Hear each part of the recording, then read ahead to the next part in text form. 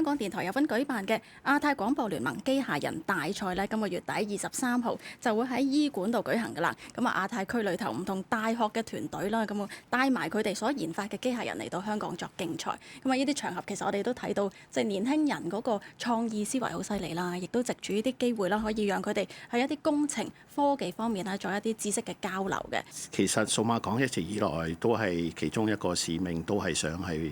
培育多啲關於創科同埋社會嘅一啲嘅人才嘅。咁呢個亦都係我哋一直以來嘅其中一個重點嘅工作。咁可以有幾方面都同大家分享一下啦。咁首先第一個呢，就係我哋本身嗰個